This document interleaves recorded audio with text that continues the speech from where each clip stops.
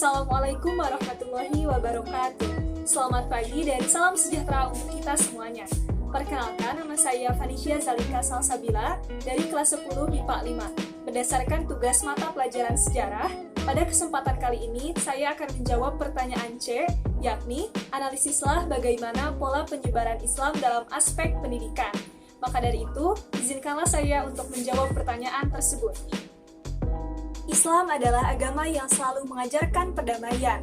Tidak ada paksaan bagi siapapun untuk memeluk agama Islam. Begitu pula yang terjadi saat Islam pertama kali masuk ke Nusantara. Salah satunya adalah melalui jalur pendidikan. Perkembangan Islam yang cepat dan semakin meluas menyebabkan munculnya tokoh ulama dan para mubalik yang menyebarkan agama Islam melalui pendidikan dengan cara mendirikan pondok pesantren.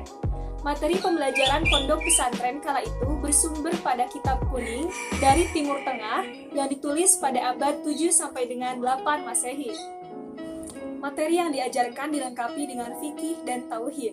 Siswa dalam pesantren disebut sebagai santri, sedangkan pengasuh dalam pesantren disebut sebagai kiai. Pondok pesantren inilah yang menjadi tempat bagi para pemuda dari berbagai kalangan masyarakat untuk menimba ilmu agama Islam. Setelah tamat, mereka akan menjadi juru dakwah untuk menyebarkan agama Islam di daerahnya masing-masing. Bahkan, cara ini dinilai sangat efektif karena dapat menyebarluaskan Islam hingga ke daerah-daerah terpencil. Sebagai lembaga pendidikan agama Islam, pondok pesantren berperan melahirkan guru agama, kiai, dan ulama. Maka, dari pondok pesantren inilah muncul tokoh ulama dan mubalik yang menyebarkan agama Islam melalui dakwah dan pendidikan. Di samping menyampaikan dakwah kepada masyarakat, banyak juga lulusan pesantren yang mendirikan pondok pesantren yang baru, sehingga penyebaran agama Islam di Nusantara semakin meluas. Contoh pola penyebaran agama Islam melalui pendidikan dengan didirikannya pesantren adalah dibuktikan dengan pendirian pesantren Ampel Denta oleh Sunan Ampel atau Raden Rahmat.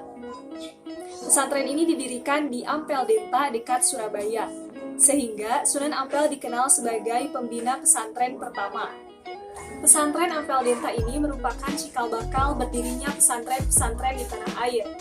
Setelah para santri menyelesaikan studinya, mereka berkewajiban untuk mengamalkan ilmunya di daerahnya masing-masing. Dari pesantren Ampel Denta inilah ajaran agama Islam tersebar ke seluruh penjuru tanah Jawa. Selain itu, terdapat pesantren Sunan Giri yang didirikan oleh Sunan Giri, yang dimana para santrinya banyak yang berasal dari Maluku. Selain mengajar di pesantren, para kiai juga seringkali menjadi penasehat raja-raja ataupun bangsawan. Kesimpulannya adalah, proses penyebaran agama Islam di Nusantara melalui jalur pendidikan dapat ditempuh dengan cara mendirikan pesantren sebagai tempat para pemuda untuk menimba ilmu agama Islam dan menyebarkannya kembali di daerahnya masing-masing. Sehingga cara ini dinilai sangat efektif untuk menyebarkan Islam ke Nusantara.